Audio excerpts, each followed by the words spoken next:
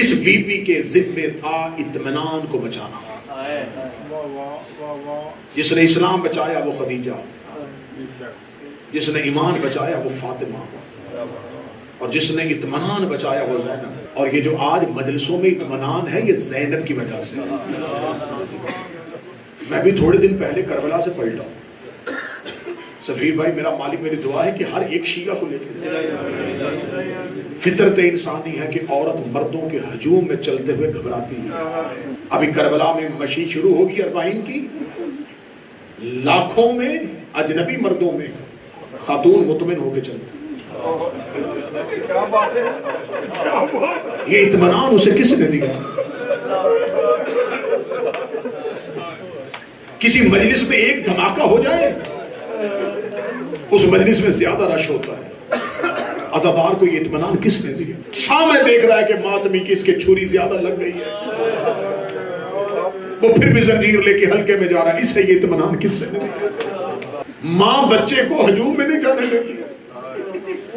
جو ماں بچے کو کسی ہجوم میں نہیں جانے دیتی وہ ماں بچے کو عاشورہ میں گھر کیوں نہیں رہنے دے رہی؟ اٹھا کے کہہ رہی ہے جلدی جا مجلس شروع ہو گئی ہے. حسین کا جلوس برآمد ہو گیا. ایک لمحے کے لیے نظر مار کے دیکھو یہ اطمینان تمہیں کس نے دیا ہے. یقین کرو حسین کے چاہنے والوں، عزادار یہ حسین اطمینان کا نام ہے. اس عزاداری کو پرانے دور کے لوگ ہوتے تھے وہ عزاداری کو نہ رسم کہتے تھے نہ عبادت کہتے تھے. عبادت میں کوتاہی ہو جاتی ہے. وہ عزاداری کو مشن کہتے ہیں. عزاداری مشن ہے، عزاداری کاروائیں زینب ہے، عزاداری مقصد زینب ہے. یہ بی بی نے جو کربلا نشر کی ہے وہ عزاداری کی صورت میں کی. آج زائر کے چہرے پہ اطمینان، زنجیر زن کے چہرے پہ اطمینان، لاکھوں خرچ کر کے جو بیٹے کی شادی پہ خرچ کرنے کے لیے سوچتا ہے وہ حسین کی مجلس پہ خرچ کرنے کے لیے نہیں سوچتا. وہ لٹا کے مطمئن ہے، سامنے بیٹھا ہوا رو کے مطمئن، زنجیر زن زنجیر مار کے مطمئن ہے. اس اطمینان کی بانی کا نام زینب ہے. اس نے اتنا اطمینان دے دیا ہے پروردگار کو، اس نے اتنا مطمئن کر دیا ہے رسول کو، اس نے اتنا اطمینان دیا ہے علی کو، اس نے مطمئن کیا ہے نفس مطمئنہ کو. یہ بکھرے ہوئے لاشے کے قریب سے گزری تھی اور اس نے کہا تھا حسین تیری لاش کے 7 ٹکڑوں کی قسم کھاتی ہوں. حسین میں تیری لاش کے ٹکڑوں پہ قسم کھا کے جا رہی ہوں. حسین میں تب تک شام سے آؤں گی نہیں جب تک میں تجھے نیزے پہ اتنا مطمئن نہ کر لوں کہ تو مجھے کہے گا زینب اب میں راضی ہو گیا ہوں. اس بی بی نے حسین کو اطمینان دے دیا. بس اس شہزادی کے مصائب میں کہاں سے شروع کروں؟ ہر میں حضرت امام حسین میں مجلس ہو رہی تھی. آغا شرازی مجلس کے اندر بیٹھے ہوئے تھے. آغا محمد تقی الشرازی مجلس کے اندر بیٹھے ہوئے تھے. سخنور مجلس پڑھ رہا تھا. اس نے مصائب شروع کیا. وہ روتے ہوئے پیچھے سے ٹیک لگا کے بیٹھتے بولے کہتا رک رک کے پڑھ، مصائب جلدی نہ کر، ہمیں پچھلے جملے پہ رونے دے، اگلا جملہ نہ بھی پڑھنا. وہ مجلس میں خاموش ہو گیا. پھر بولنے لگا، انہوں نے کہا خاموش ہو، ابھی مجھے پچھلے جملے پہ رونے دے.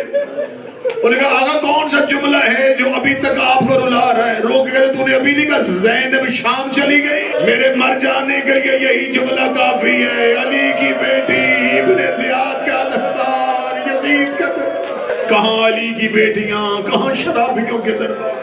بس سادات و غیر سادات. کسی سے پوچھا گیا تھا کہ بی بی زینب کی شہادت کی تاریخ کیا ہے؟ انہوں نے کہا 10 محرم. انہوں نے کہا قبلہ غلطی ہو گئی، 10 محرم حسین شہید ہوئے تھے. انہوں نے کہا مر گئی تھی زینب جب زینب کے سر سے چادر اتاری گئی تھی. زینب کی بے ردائی زینب کی شہادت تھی. اب جو سید بیٹھے ہو مجھے جملہ معاف کر دینا، 15 جرنیلوں نے 300 کا دستہ لیا. قتل حسین کے بعد زینب کے خیمے کی طرف رجوع کیا. یہ علی کی بیٹیوں کے خیموں کی طرف گئے ہیں. 15 جرنیلوں نے سپاہیوں کا لشکر لے کے جب علی کی بیٹیوں کے خیام کی طرف بڑھے ہیں. میں نے مقتل کو اپنی آنکھوں سے پڑھا ہے. سب سے پہلے جو بی بی اٹھی ہے وہ جناب لبابہ خاتون ہے, عباس کی زوجہ ہے. روتے ہوئی آ کے کہتی اماں فضا میرے ساتھ دیوار بن کے کھڑی ہو جا. وہ سامنے لشکر آ رہا ہے, خیمے میں علی کی بیٹیاں بیٹھی ہیں. عباس کی زوجہ دروازے پہ کھڑی. سب سے پہلے جو چادر اتاری گئی ہے وہ عباس کی زوجہ کی اتاری گئی ہے. اس کے بعد جو اگلی چادر اتاری گئی ہے وہ کلثوم بنت علی کی اتاری گئی ہے. یہ رقیہ بنت علی کی اتاری گئی ہے. ایک ایک بی بی کی چادریں اترتی گئی. بی بیاں زینب کے اوپر گرتی گئی. ایک ایک بی بی کی چادر اترتی گئی. بی بی علی کی بیٹی پہ گرتی رہی. رو رو کے ظالموں سے کہتی رہی ہمیں قتل کر دینا, اس کی چادر نہ اتارنا. یہ عباس کی بہن ہے, یہ حسین کی بہن ہے, یہ علی کی بیٹی ہے. ان ملعونوں نے ان بیویوں کو کیسے ہٹایا میں جملہ نہیں پڑھ سکتا. آخر میں اٹھی ہے علی کی بیٹی. بس میں جب چادر چھینی گئی تھی سر کے بال سفید تھے. جب چادر اتر گئی بی بی کے سر کے بال لہو سے سرخ. اتنے نیزے مارے گئے, علی کی بیٹی کا سر زخمی ہو گیا. مصطفیٰ کی بیٹی کا سر زخمی ہو گیا. یقین کرو کہ بڑا مشکل ہے زینب کبریٰ کی مصیبتیں پڑھنا. بڑا روئے ہیں آل محمد زینب کی وسائل. جاؤ جا کے پوچھ لینا کسی سید عالم دین سے کہ میرا چوتھا امام حارث ابن نوفل پہ لعنت کیوں کرتا تھا.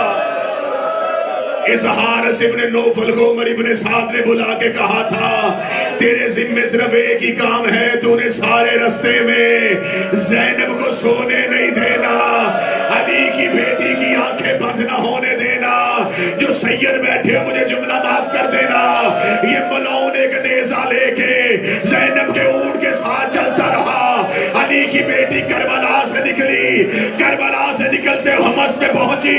ایک ایسی منزل آئی ہے بی بی زینب نے دیوار سے ٹیک لگائی ہے. زمین پہ لیٹی تھی حسین کی بیٹی. جب زینب کی آنکھیں بند ہونا شروع ہوئی حارث بن نوفل نیزہ لے کے چلا. سکینہ نے حارث کو آتے دیکھا. یہ تڑپ کے روئی پھپھی جاگ جا, ظالم نیزہ لے کے آ رہا ہے. سکینہ کے اجانے سے پہلے یہ ملعون زینب کے سرحانے آ گئے. بس میں اگلا جملہ رو گیا. اس نے علی کی بیٹی کو ایسے اٹھایا. عباس کی مرشد زادی رسیوں میں تڑپ گئی. میں کون سی شہادت پڑھوں زینب کی, جو شام غریبہ قتل ہوئی وہ پڑھوں. بڑا بچایا ہے علی کی بہوؤں نے زینب کو. بڑا بچایا ہے علی کی بیٹیوں نے زینب کو.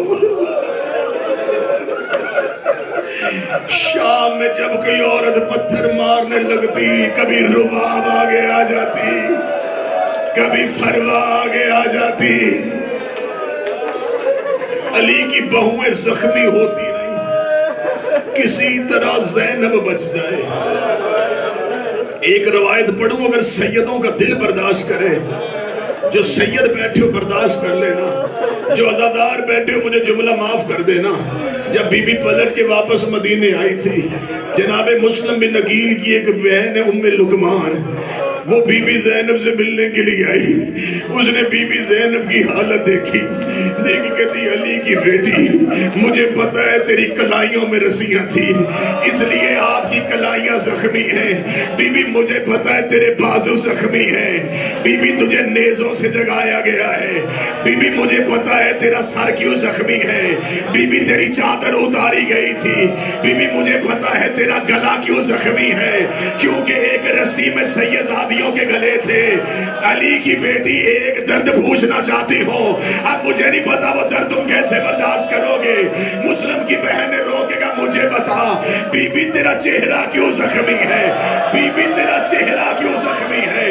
علی کی بیٹی روئی، رو کے دی مسلم کی بہن تو مجھے بتا اگر کوئی تیری طرف پتھر مارے تو کیسے روکے گی؟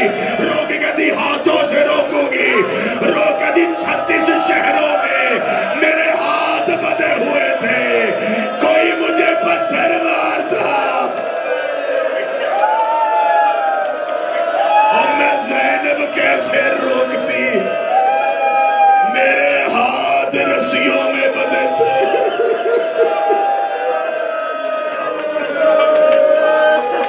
بس وہاں آ گئی، شام کا صدر دروازہ آیا،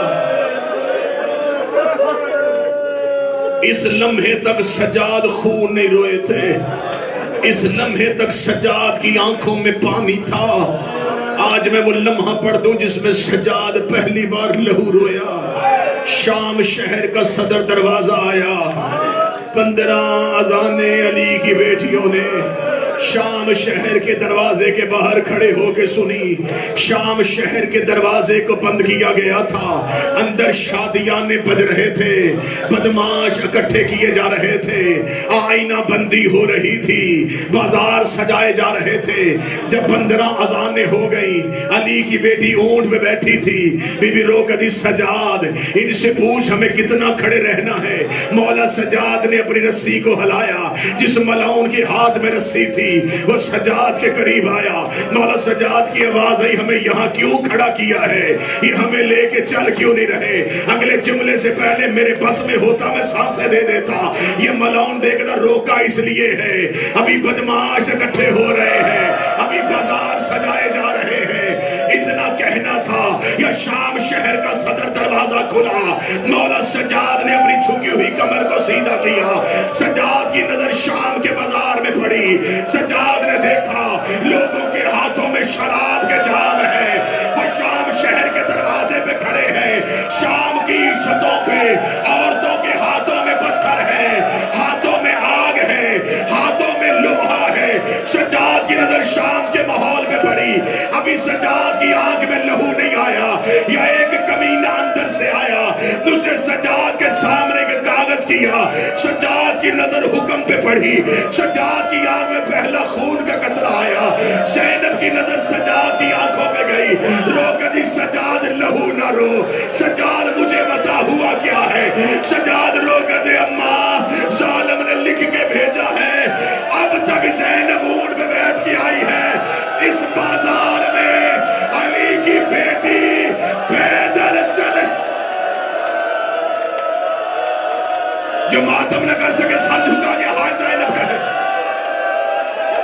اس بازار میں علی کی بیٹی پیدل چلے گی، پیدل چلنے کا نام آیا، زینب کی آواز آئی نا سجاد ان سے کہہ دے میں پیدل نہیں چلوں گی، یہ ماحول میرے چلنے کے لائق نہیں ہے، ان کمینوں کے ہاتھوں میں شراب کے جام ہے، ان بدماشوں میں زینب پیدل نہیں چلے گی۔ ایک کمینے نے لوہے کا تازیانہ لیا، اس نے سجاد کی کمر سے کپڑا ہٹایا، اس نے سجاد کو پہلا تازیانہ